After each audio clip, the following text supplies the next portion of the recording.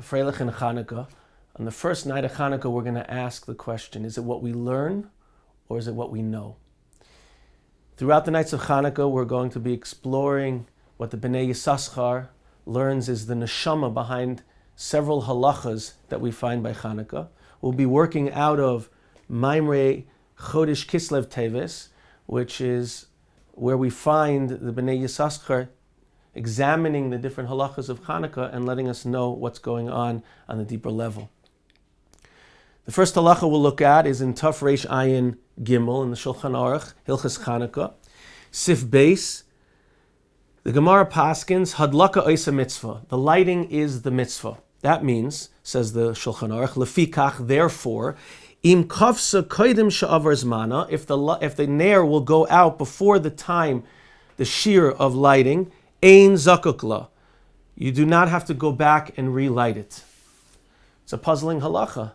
Asks the Bnei Yissaschar, why are we being makel on the nair Chanukah? And it's even more puzzling if we think about what the mitzvah is all about. The mitzvah is for Persumei Nisa, it's for publicizing the miracle. So, says the Bnei Yissaschar, the halacha should be, kavsa, go back and light it again. If it goes out, keep relighting. Yet the halacha is because the lighting is the mitzvah and not the existence of the flame. Therefore, if it goes out, even if it goes out right away, you don't have to go back and relight it. If the holiday is about Persumei Nisa, then why should the halacha be that way? So the Bnei Yissaschar works off of a yesod that he uses throughout all the understanding of all of the halachas, which is what the light of the menorah actually represents. We know that from the Holy Sfarim, we know that the light is really the light of the Oreganos, the light that's reserved in Olam Haba for Tzaddikim. It says the Bnei Yissaschar, there's a further extension of that, which is that in the end of the day, then, that's the same as the light of Torah. And all over the place, the light of the menorah represents the Chachma of Torah. There's the Gemara in Menachos Pehei Amud Beis. The Gemara says, Kol makom sheshemen zayis matzui sham hachachma matzui. Any place that you're going to have shemen zayis, you're going to have Chachma.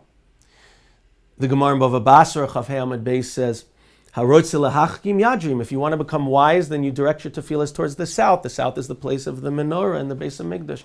So also in our revealed sources, we find that the light of the menorah represents the wisdom and the wisdom of Torah. Therefore, these halachas are going to be expressing to us in different ways, different aspects, different attributes, different greatnesses of the Torah wisdom versus the Greek wisdom. Says the Bnei Yissaschar on this halacha that one of the major differences between the wisdom of the non-Jews, the wisdom of Yavan, the wisdom of secular wisdom, and the wisdom of Torah is that if a person spends his time working in the wisdom of Torah and trying to understand a problem and trying to create a construct, so it best be going to the right way to be. It best be going to the halacha, so to speak. It best be going to a formula that's going to work fully in all cases in the end of the day, and you best know where you're going and you best have it clear. If not, says the Bnei Yissaschar, you're being makalkal that wisdom. There's a blemish in that wisdom. There's no point in that wisdom. Masha'ein kain chachmas Torah, says the Bnei Yissaschar, b'havasa tishke tamid. We know that what Torah is about is that your love should be multiplying always. Ba'asko b'Torah, when you're busy being osik in Torah lishma. Afilu lo kivan es halacha. Even if you don't have in mind the halacha of where it's going to go in the end, you're not a posik, you don't know how to take that wisdom and apply it to all aspects of life.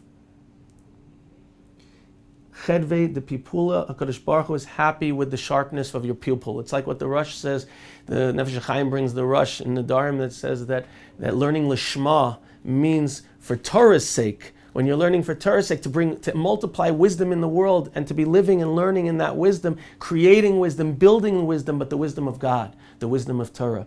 Says the Bnei Yissaschar, that's the major difference. The wisdom of the world, the wisdom that's non-Torah wisdom, you've got to have an end conclusion. It's got to be clear or there's no point in working in that wisdom.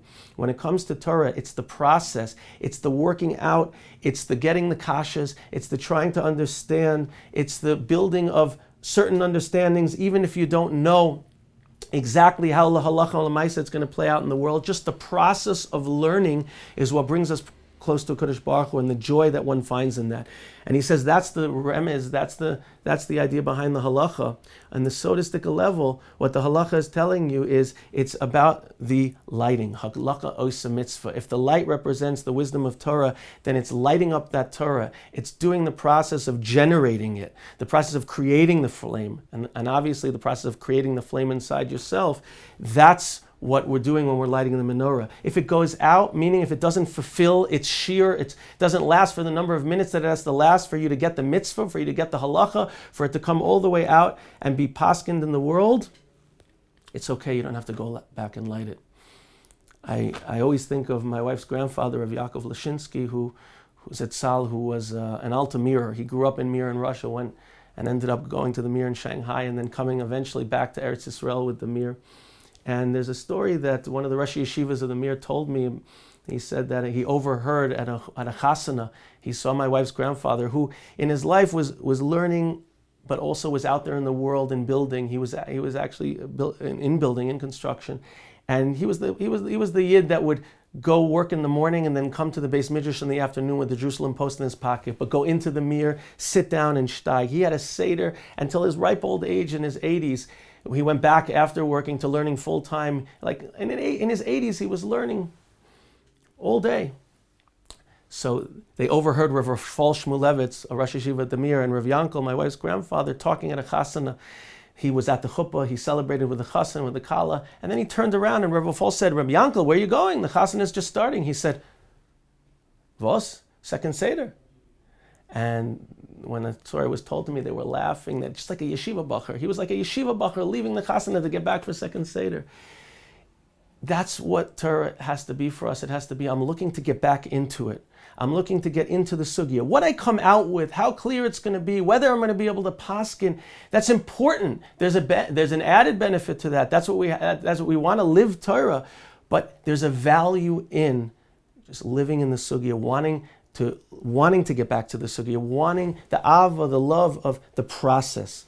And that's why I think every yeshiva bacher asks, you ask him, what are you learning, right? Or your rabbi calls you up and says, what are you learning? Or you bump into your friend and he says, what are you learning? Nobody says, what are you knowing? What do you got? What do you know? It's what are you learning? As long as we're learning, as long as we want to get back to that learning, as long as we want to be in that learning, we appreciate the joy of being involved in creating those layers of learning, that's what Chanukah is supposed to inspire in us. Be'ez Hashem, this Chanukah, as we light Hadlaka Oisanis, it's about lighting up the Torah, it's about generating the Torah, and it's about feeling the fire of Torah. Be'ez Hashem, everybody should have a Freilich Chanukah. A happy night one.